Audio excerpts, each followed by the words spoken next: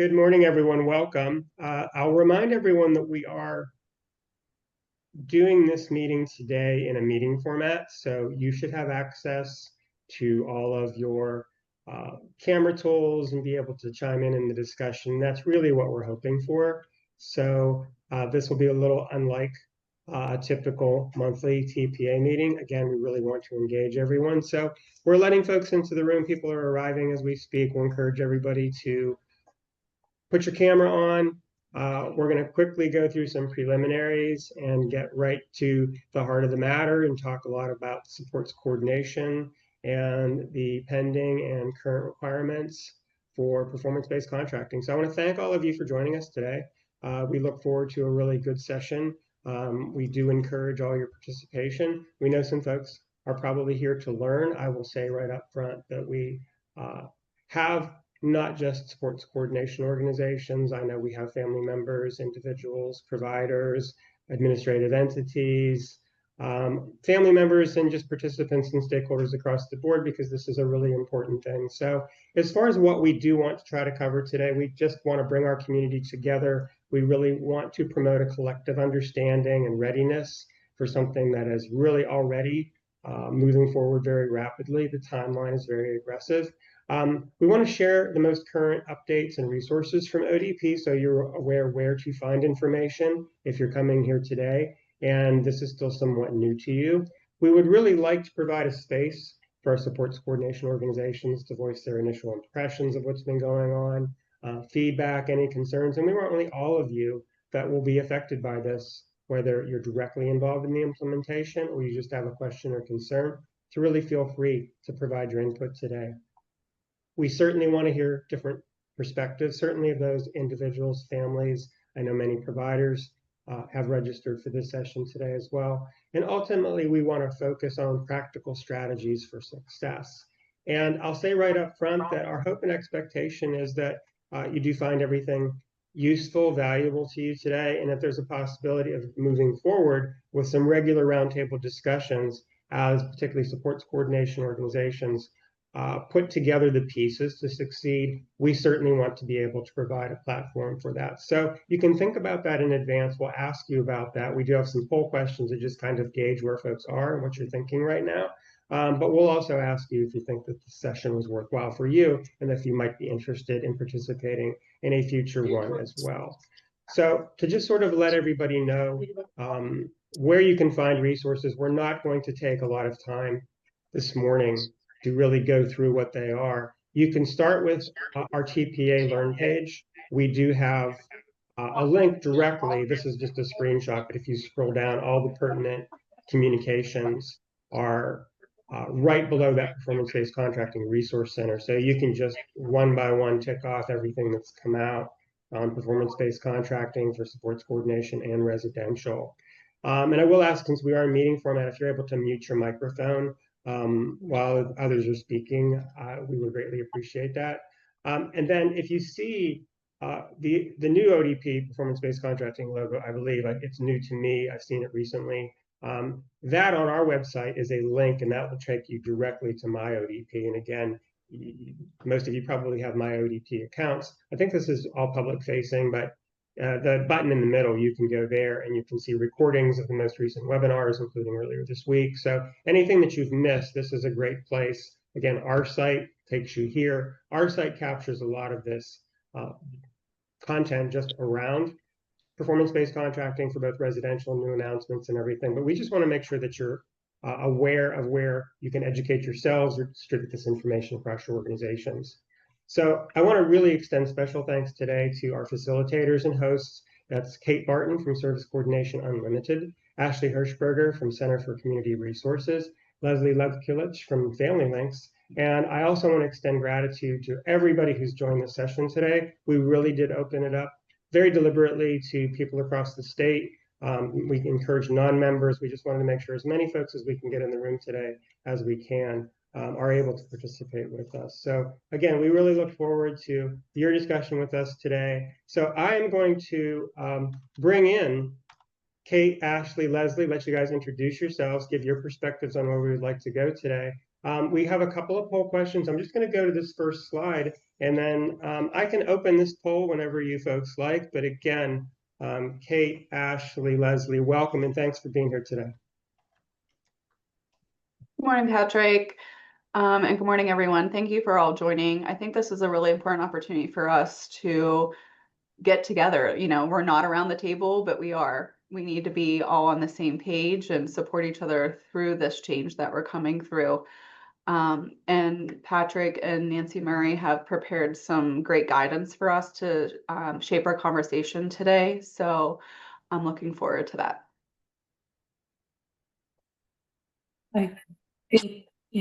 Hi, everyone. I'm Leslie Love-Coolidge. So Ashley really summarized it quite well. So I think us all having the opportunity to bring to light the things that are important for us, work together to hopefully get some clarity is going to be important today and moving forward. So thank you, everyone, for joining. Yes, hi, I'm Kate. I apologize. I'm having some connectivity issues, so I'm going to stay off camera for the interim. But yes, I thank you so much for allowing me the opportunity to participate. It's been already very insightful just talking with Leslie and with Ashley. So I think this is just a really great opportunity for us to share our thoughts and input, as well as similar sentiments, and how we can move forward together more cohesively as a team versus as separate entities, and how we can support each other best. Okay, I'm going to go ahead and open the poll here. And I think this should work, that everyone can provide multiple responses. This is going to be on clarity and expectations. It should really mirror what's on screen. And then Kate, Ashley, and Leslie will kind of walk through these. And again, we're going to encourage not just your response to the poll, but also your input in terms of anything that you want to talk about in any of these areas. So poll should be open. So if everybody can take a look. Can everybody see that?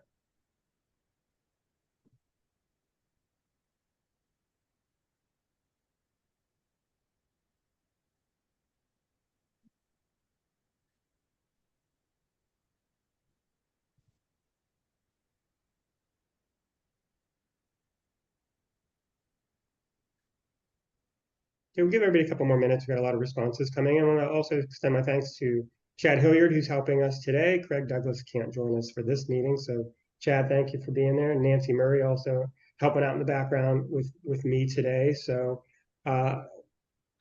any help in the background, Chad, I want to make sure everybody can see results. So I'll give everybody another 10 seconds here, and then I want to make sure we can share results of what everybody's saying about these particular things. And again, we'll give everybody a chance to provide other input of things that maybe we didn't think of to try to capture. So we're going to close this, try to share these results. So hopefully everybody can see that.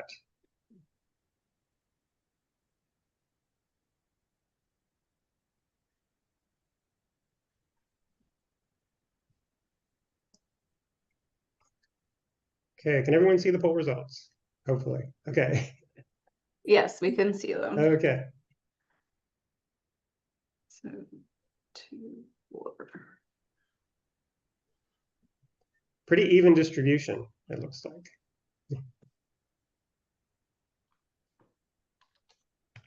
So we could probably kick off with this discussion. Service documentation and reporting formats have gained 60% of our concern in terms of your feedback on the poll.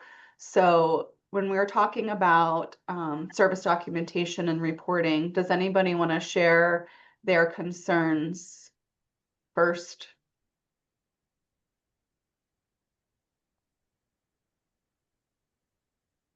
I know in our prep session yesterday, that was the majority of our discussion was, you know, when are we going to be able to find out what's going to be available for us in HCSIS in terms of how the category or subcategories may be changing to reflect List A and List B activities, so that we may come up with our plan to submit by November 1st.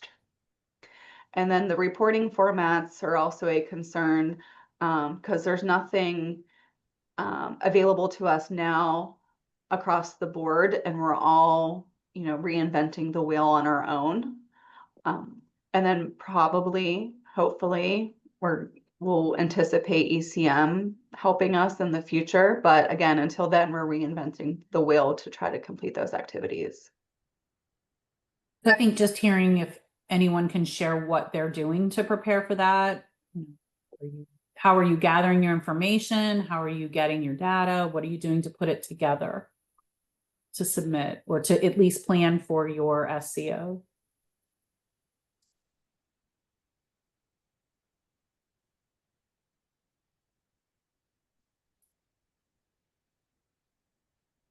Hello. Hi, Mark. Hi, this is Mark Baptor, Center County SEO.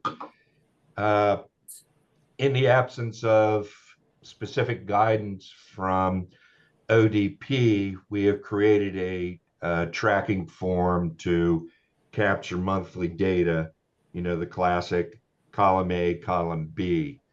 They're telling us that we should be road testing this, but the way HCSIS is currently set up, to the best of my knowledge, there is no way for them to capture and distinguish between a column A, list A activity and a list B activity.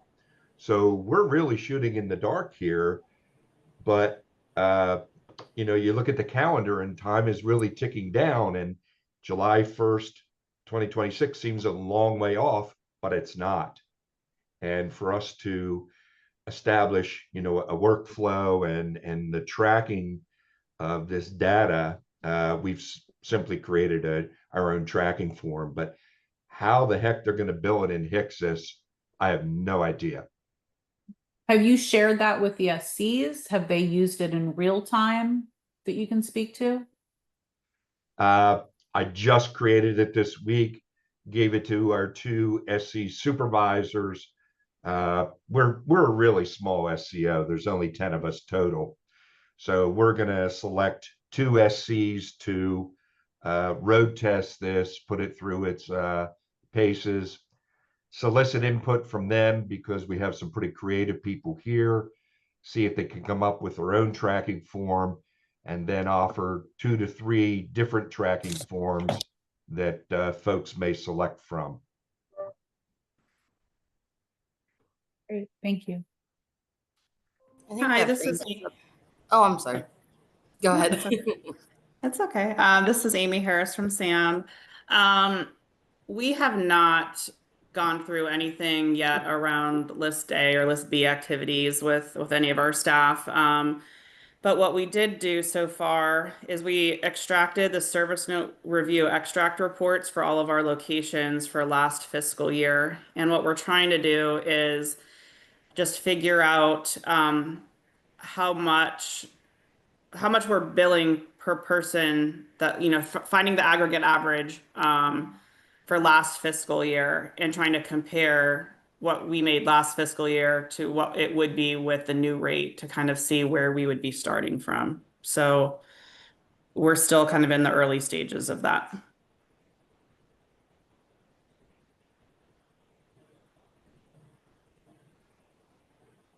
Has anybody taken a look at their current caseloads and broken it down by the case rates that are written?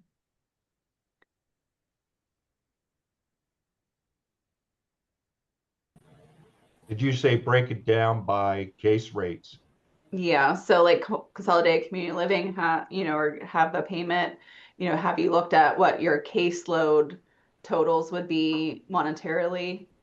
Yes, but that calls for a lot of speculation. You take a look at, well, what is the maximum income we could capture if we hit every single billing point, and then you insert reality.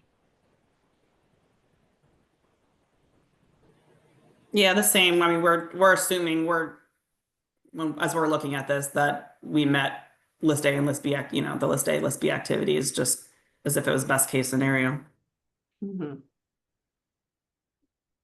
Does it seem The guidance around intensive TSM, with that being a discussion and an agreement with the AE, leaves a lot of uncertainty as well.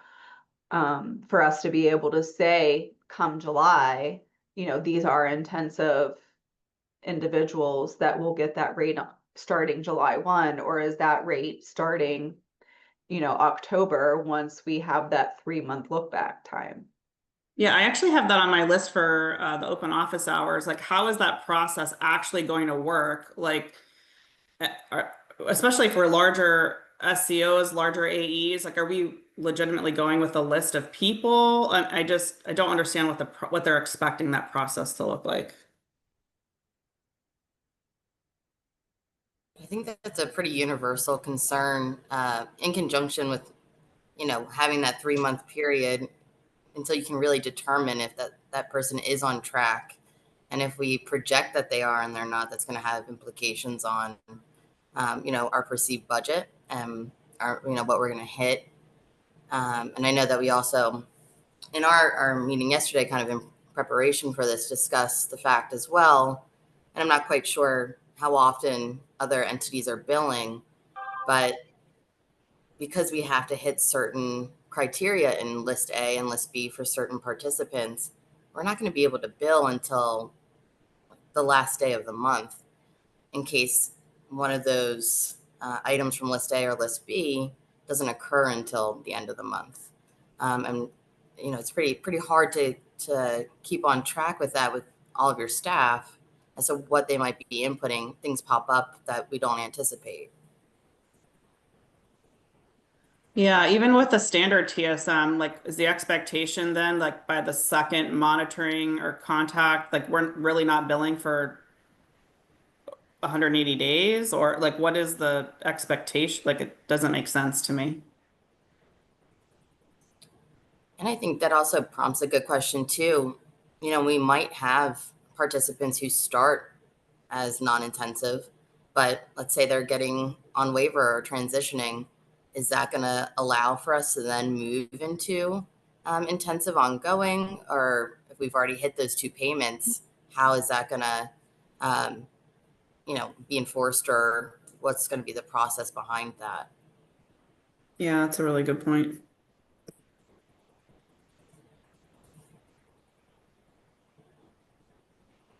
A concern that we had discussed yesterday as well during the prep meeting, regarding case rates and just kind of cash flow is, if this is a monthly case rate, we might not be hitting that monthly mark till the end of the month.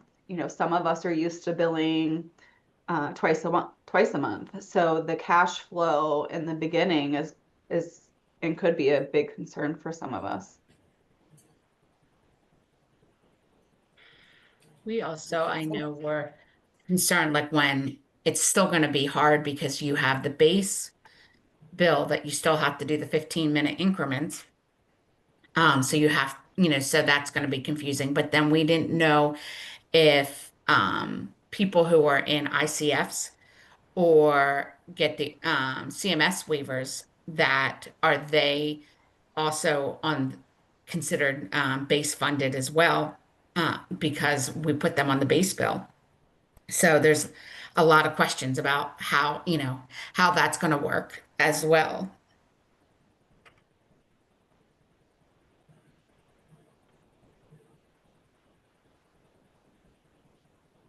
And I think as well, like a glaring concern is not only do we have the issues surrounding, are we going to be getting what we're currently getting, but as well as the output that we have to contribute in order to get these systems in place.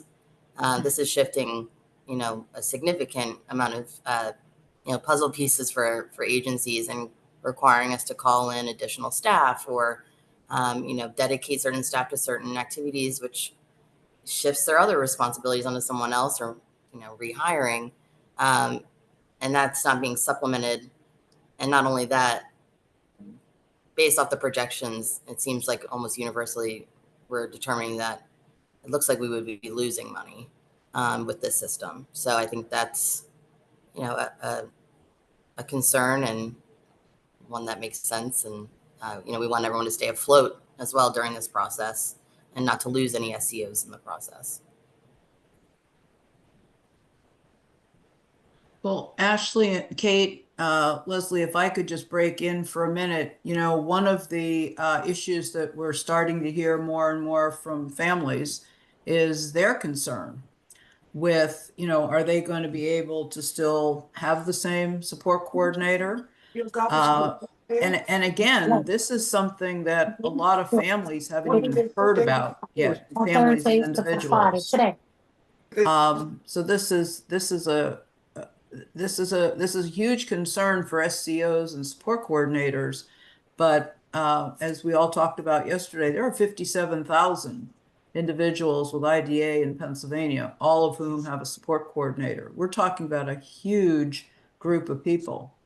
And especially for, families on the waiting list, families who are caring for their loved one at home with them, they rely heavily on support coordinators to help them navigate through all of these crazy systems that we have. And again, a lot of families don't even know that this change is coming in 3 months.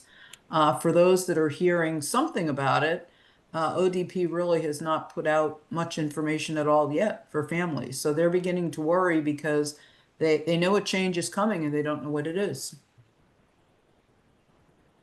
I think that was something, Nancy, we definitely spoke about yesterday, that when you have individuals that have potentially had, the same supports coordinator for 20 years and are perhaps with a smaller SCO, how are, I know we have ranges of SCOs here today, and some of the larger ones have a lot more resources to tap into within their agency where other smaller ones don't. So if anyone can speak to, as a smaller agency, what you feel you need, or perhaps what you are doing to hit those marks to make sure that we're not losing SCs and SCOs.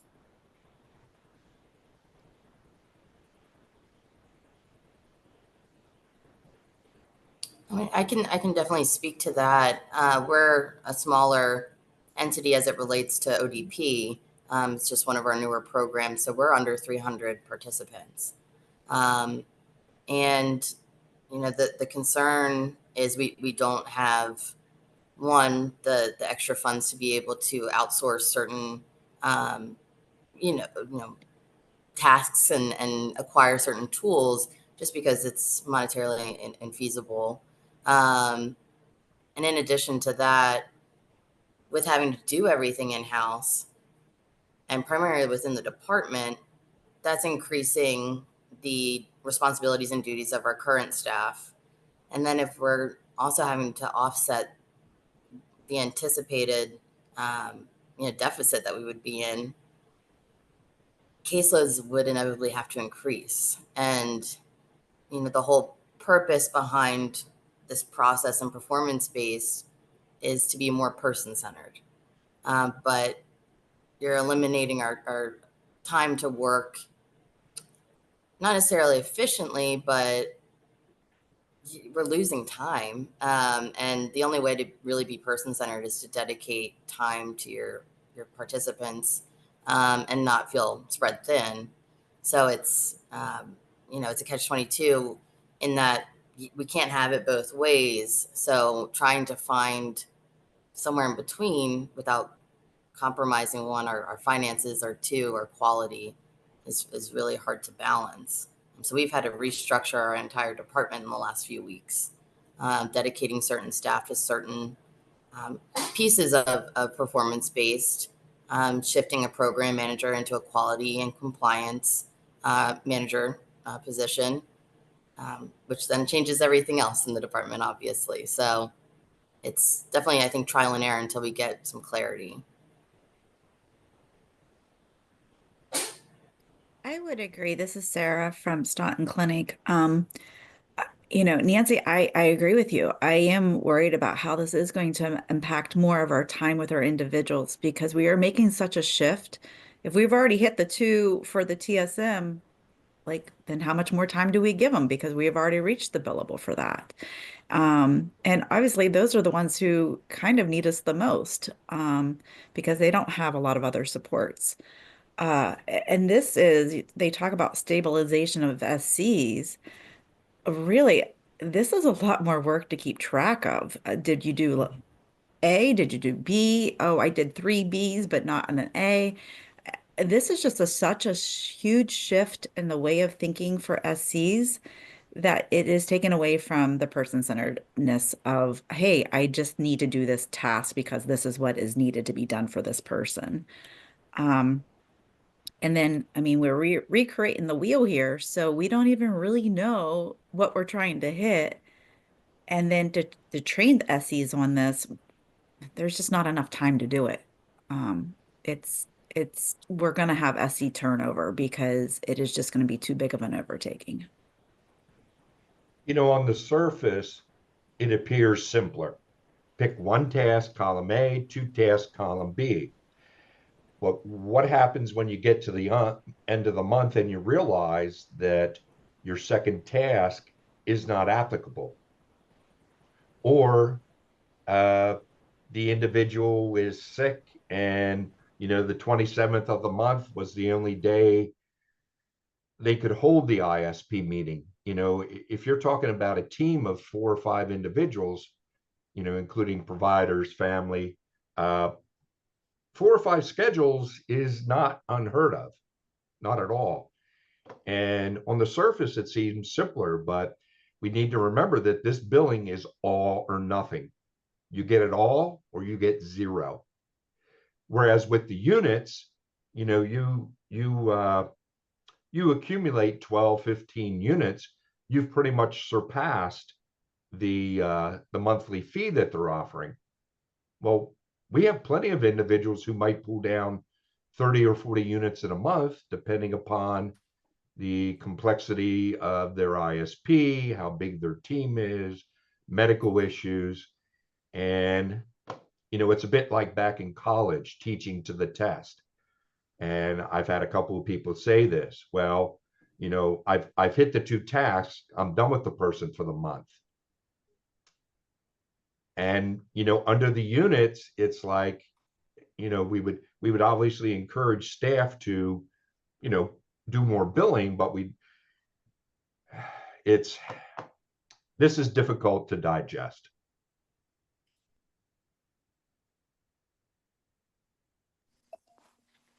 Good morning. I know that I'm not a SEO, but I have a question.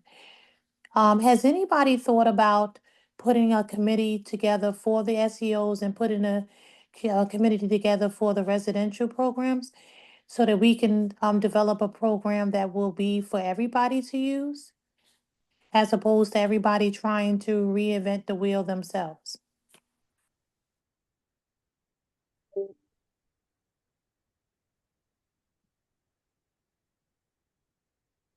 I think, Nancy, you and Patrick offered through this platform for the residential providers prior to the changes for the SEOs, correct? Yeah, TPA had convened a group to look at issues surrounding CPS. You know, some of those issues we then took up with ODP, and we're more than willing to do that when it comes to supports coordination also. So this is our first step today to gather information from all of you in terms of, you know, what are the concerns as SCOs, as family members.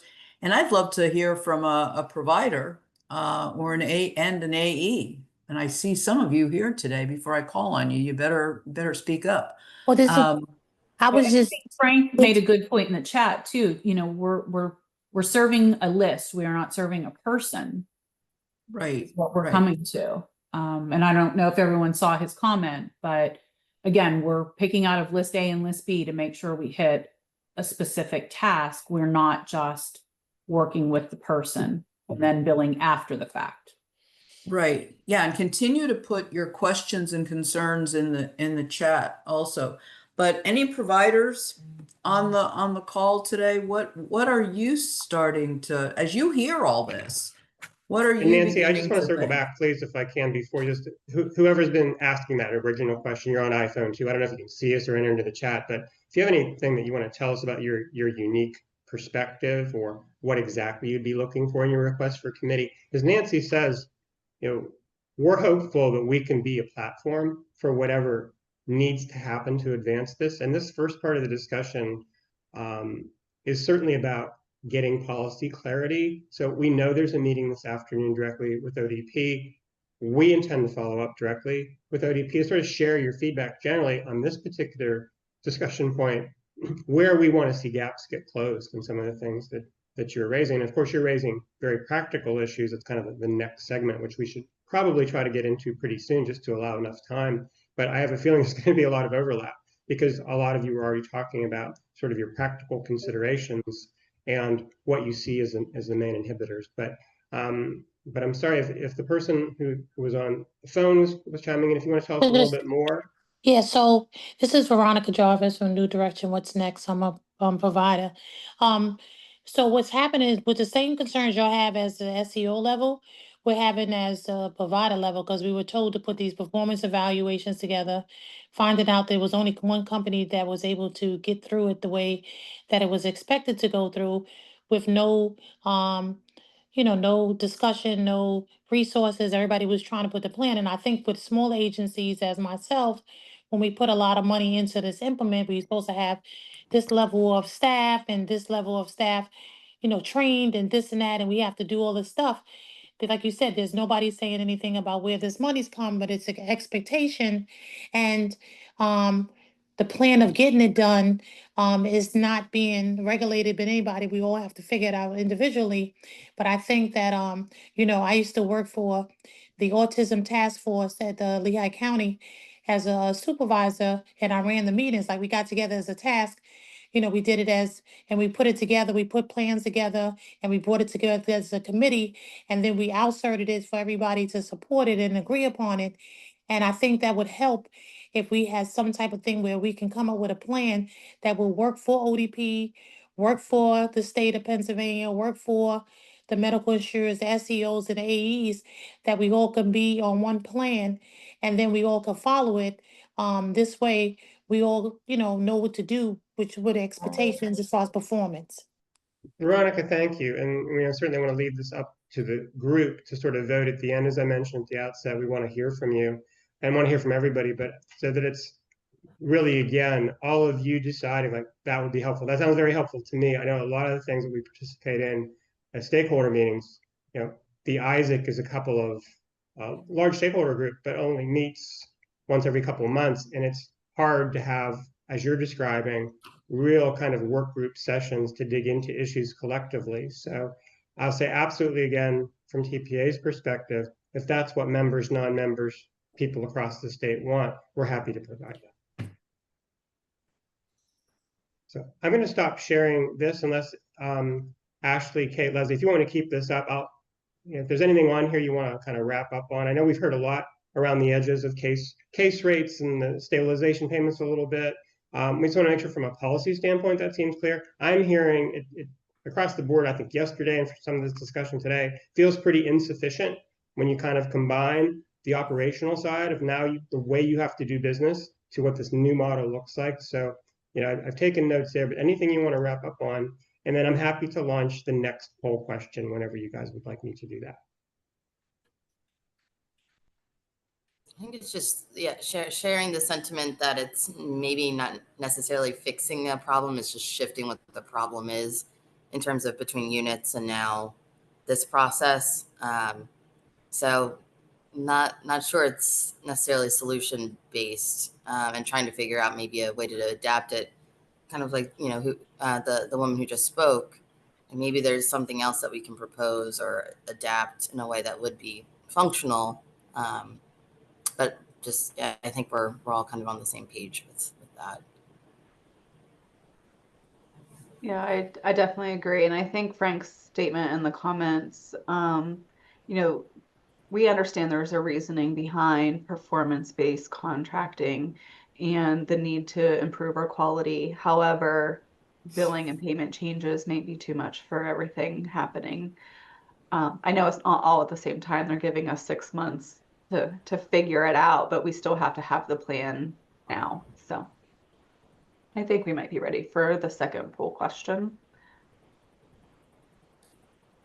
Okay, we'll go ahead and launch that and give everybody a moment or two to read everything over. I will advance our slide here. These are really the areas we're talking about. Just in case you don't have access for some reason to the poll, feel free to just raise your hand or put a comment or question into the chat if you prefer.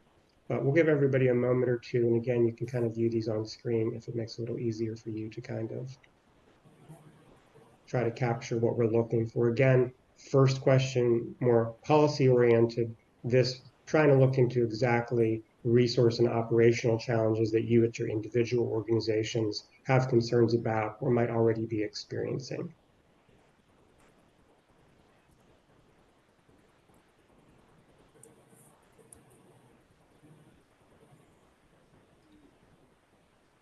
Jacques, you have a hand up. Maybe you want to go ahead and I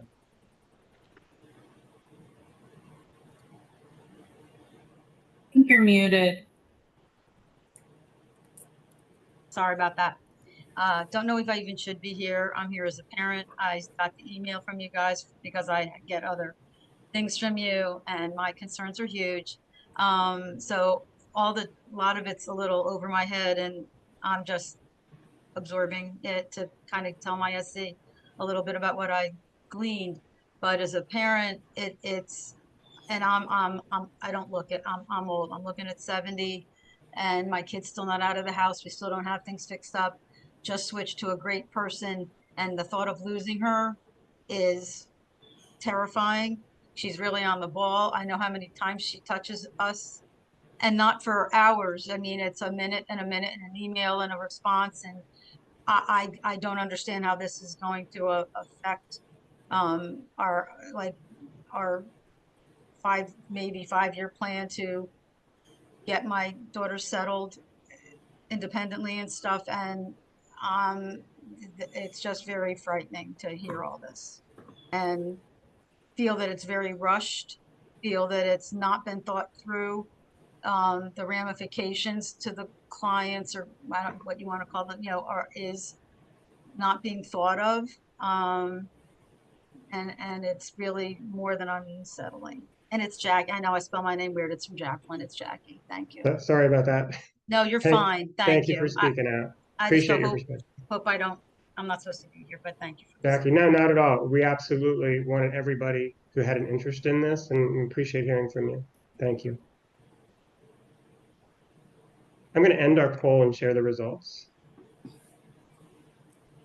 And I will just add that we really see capacity long-term is something that we want to try to solve through all of this. We know there are gaps. We've had some listening sessions with families that we know are not finding services. We're I think, sharing a concern that this could be contributing toward more of the same and not contributing toward capacity issues. So that's one of the things I know that was on this particular poll question. So Leslie, Kate, Ashley, give you guys a chance to kind of sort through this. Of course, we didn't really know what kind of feedback we would get, and the ability for many of you to cast multiple votes. First of all, I hope that's working. And we're asking up to 3, but really you have the opportunity, if you want to fill them all out, you could. We're just trying to kind of capture what your greatest concerns are collectively so we can talk about them a little bit in the short time that we have. But again, Jackie, thanks. And we kind of welcome any perspective here. I'm hoping that our SCOs appreciate that feedback as well. But I'll let you guys take over from here once again. Patrick, would you mind if I asked a question from the provider perspective? No, sure. Obviously, I think that we all involved in this industry want a more nimble ability to provide services. We don't want the system to become so rigid that we're not able to provide the services in real time that the individuals that we serve need. And I guess my question for the group is, how can providers help the SEOs or the administrative entities as this turnover is happening, as we move to performance-based contracting, if at all? And then I guess my next question would be, and I think my understanding of this is we should anticipate at least, I hate to say it this way, but some disruption in in your workflows overall. And so disruptions in ISP meetings and really being able to have detailed discussions with SEs and AEs about our individuals. So that's kind of an open-ended question, and anybody who's got a thought, feel free. Yep, I'll catch you later. All right, dude. Safe drives. All right, thanks. Thanks for Good weekend. See you next week. asking that question, Bob. Something that comes straight to the top of my mind is something that providers can do is make thoughtful requests.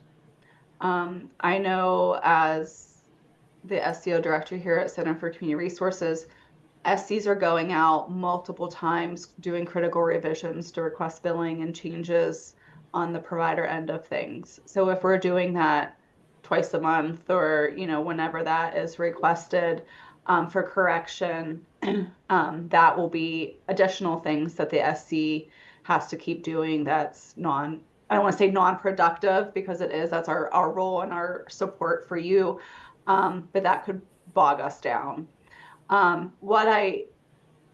Your initial question or statement about, not maybe having enough time with the SCs during the ISP planning process, I truly hope that's not a concern that we'll see moving through this process.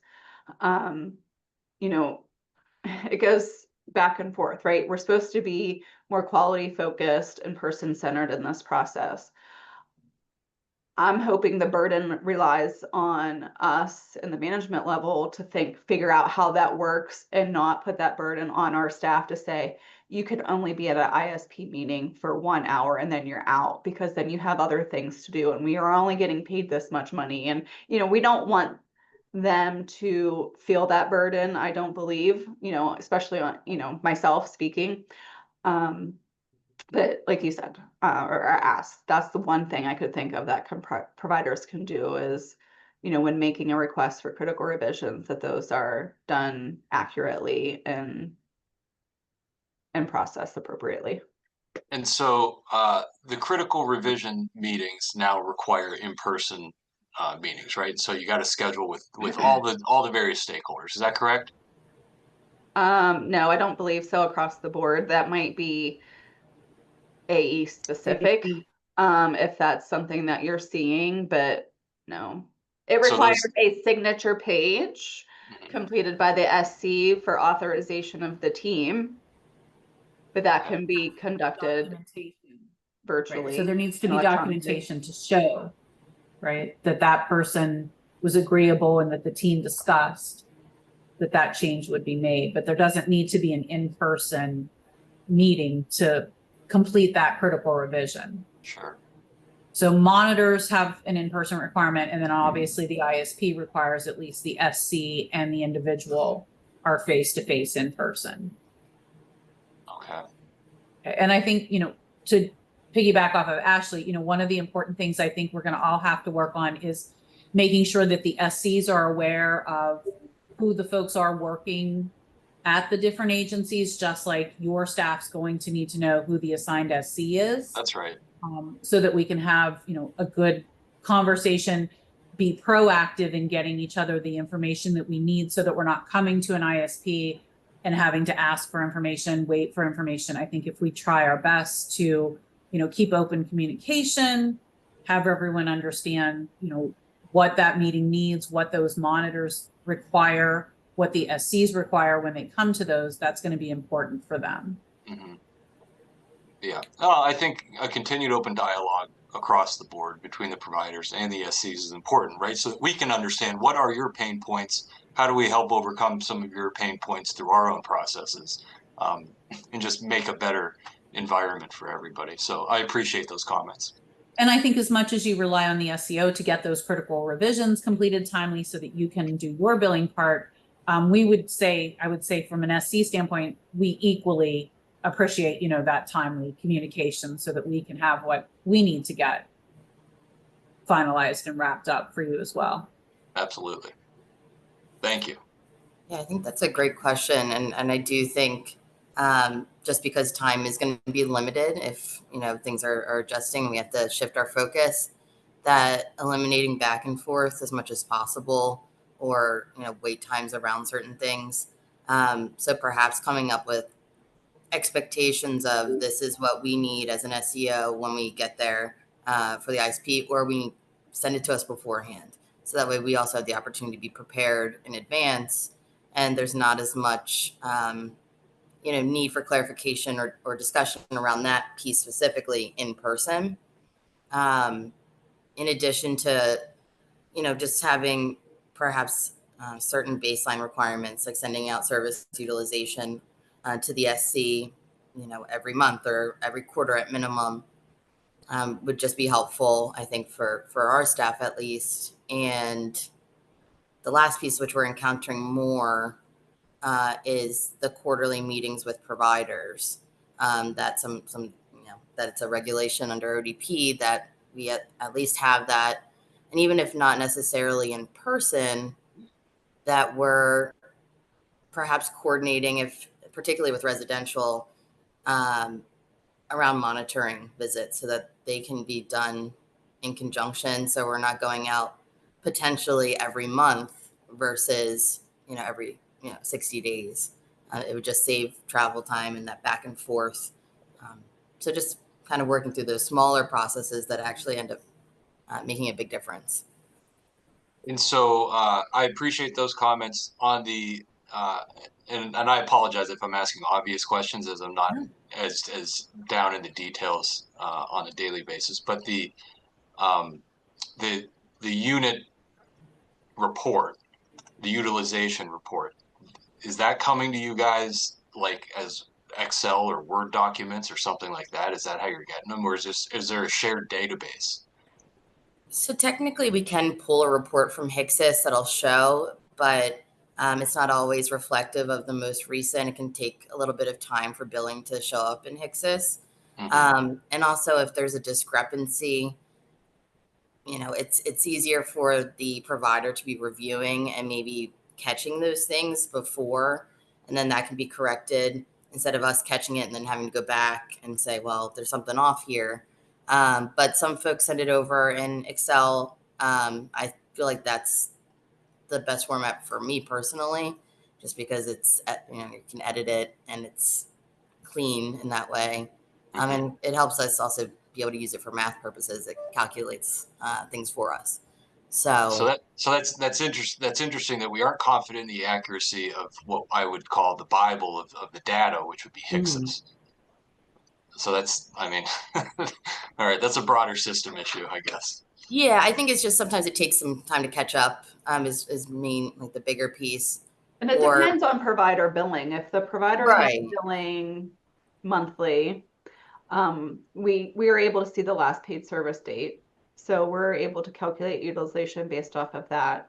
But then the changes, the difference between what's been billed versus frequency and duration is where we come up to most of our concerns. Okay. So diving back into the poll results, top scores, we'll just say all of them are very important for us at this time.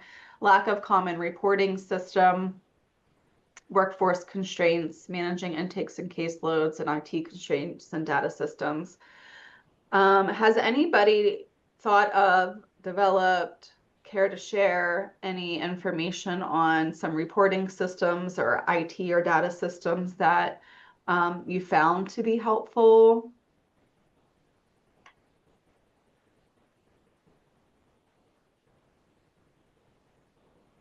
There's so many different measures in which we're collecting data. There's not one system that I can say that we're using.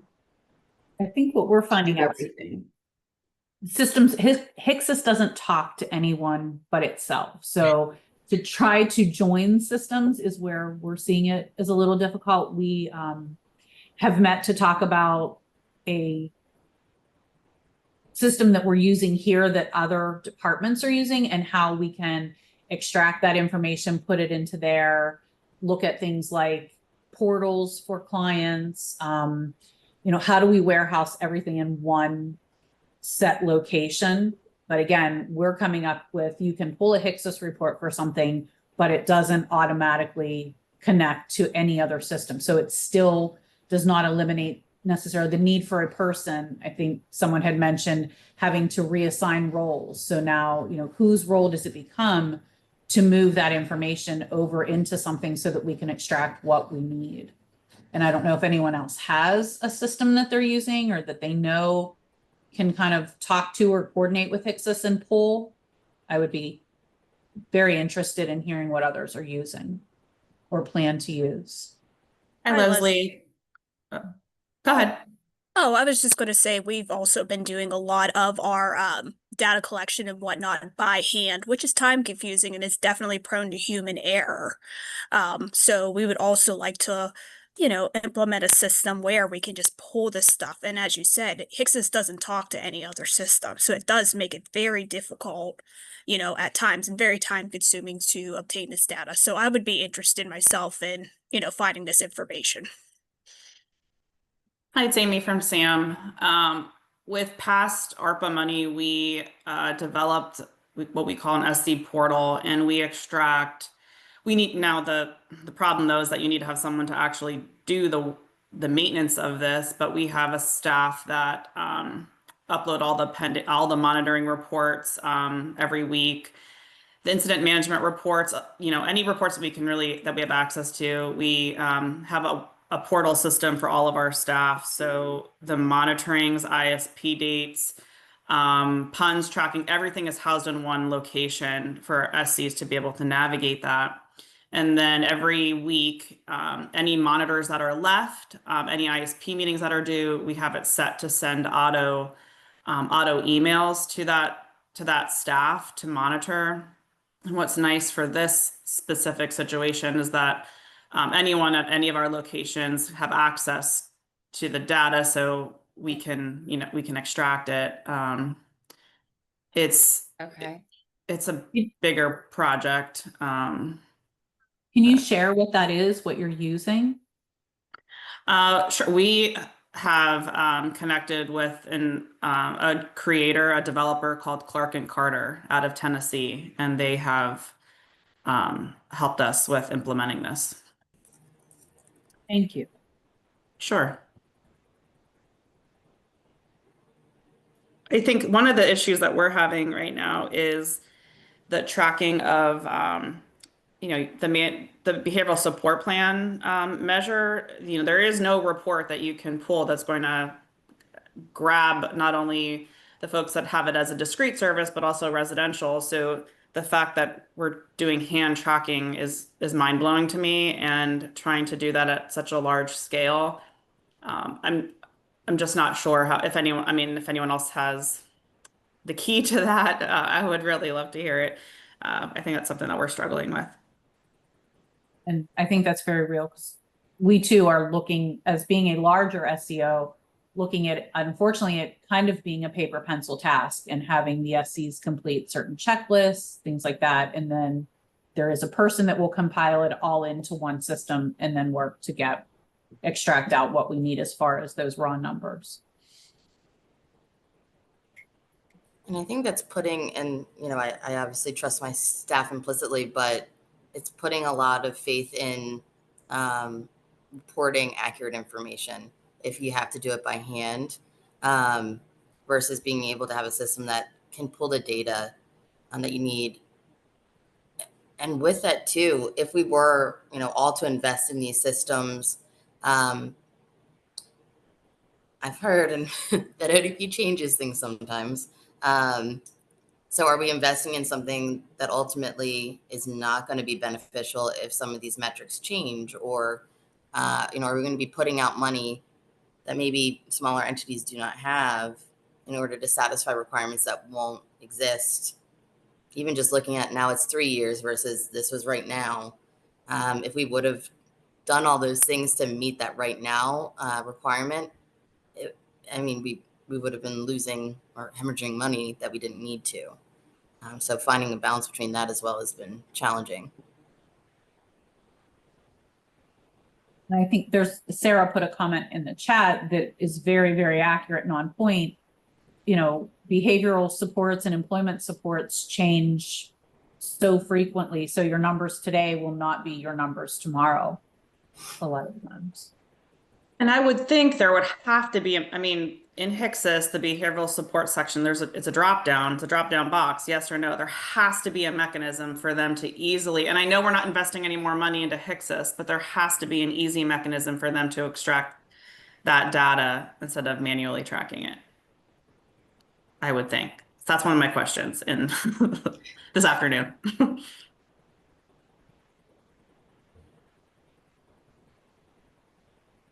Does anybody have any discussion points around managing intakes and caseloads? Part of our process historically has been, we have an average number of cases that we prefer per caseload. When we think we're, creeping up on getting a new SC, we say, okay, we're gonna make a few changes and give a new SC a partial caseload, and then we're able to hire and build that caseload through new intakes. Being that, caseloads are now kind of like a set income, I feel like that's going to be a little bit more difficult. And then on the other side of that is remaining open for intakes. So, the caseloads are going to increase, organically because of that. But then our ability to judge when we are able to support the next SC coming on board, the expansion, is going to be much more difficult than it has been in the past.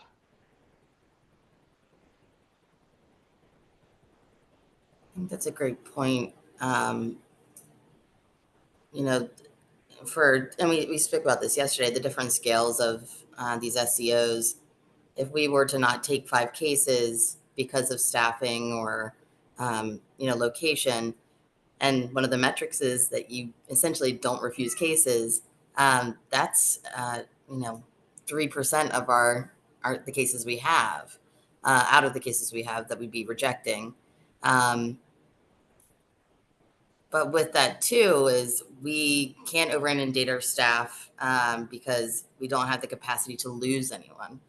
So we don't want burnout and we don't want quality to go down, but we still have to be a functional entity that makes money.